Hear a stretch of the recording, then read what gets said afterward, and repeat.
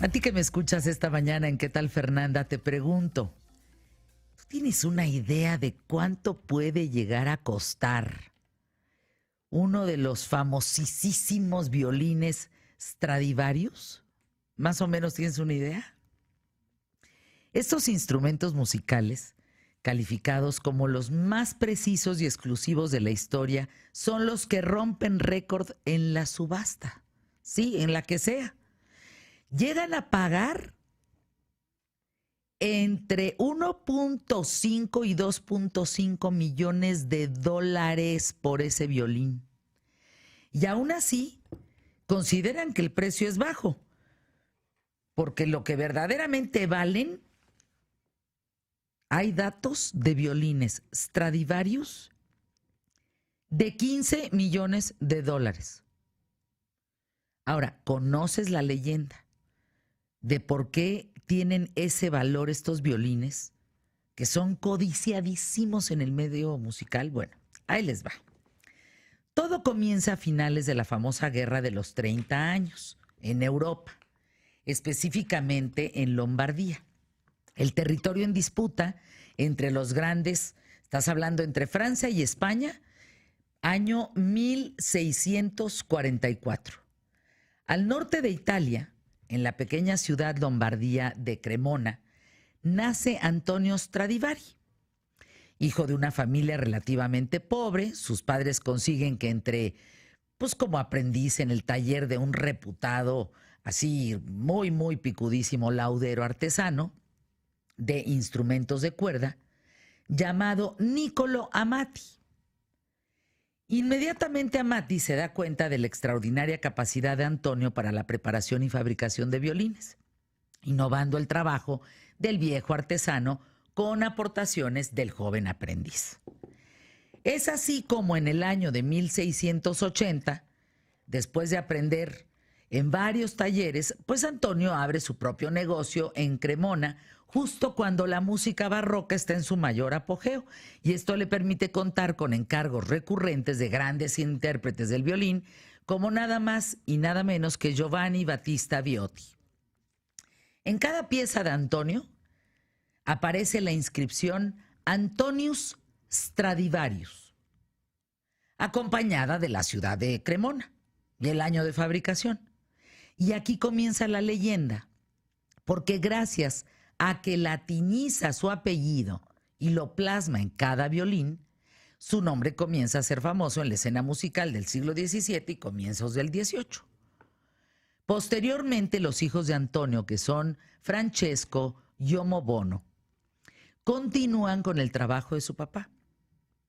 Pero se sabe que Antonio Stradivarius sigue trabajando hasta los 92 años, pues el último violín que sale de su taller fabricado por sus manos está fechado en 1736, un año después fallece, y ahí empieza el mito de los violines de los Stradivarius.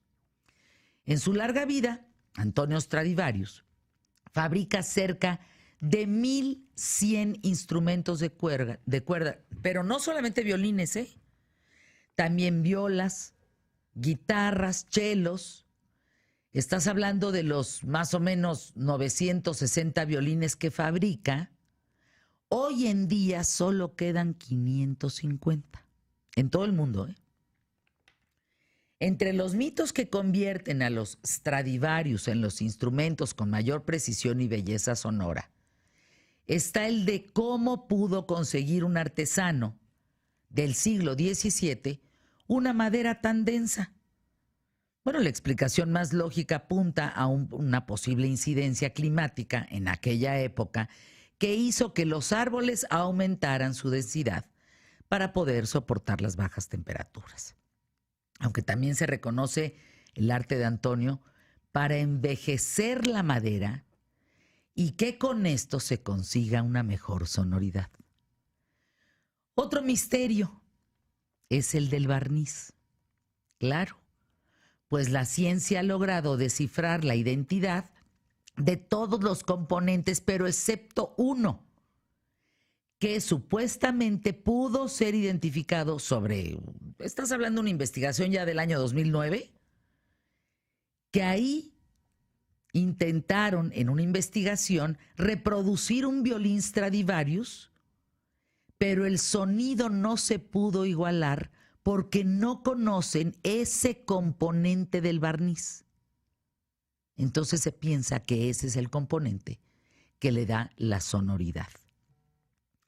También sobre el barniz se habla de un potente insecticida que iba envenenando a los músicos, esto es bellísimo, sin que ellos lo supieran.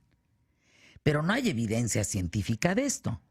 Y en el plano místico, pues está la versión de los conocimientos de alquimia de Antonio que lograron ese barniz.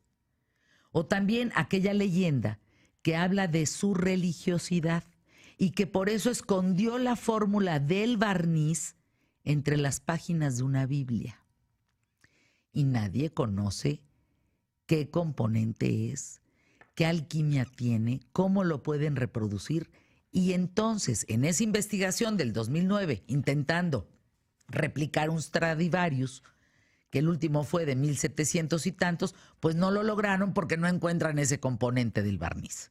Sí las maderas, sí todo lo demás, pero no el componente del barniz.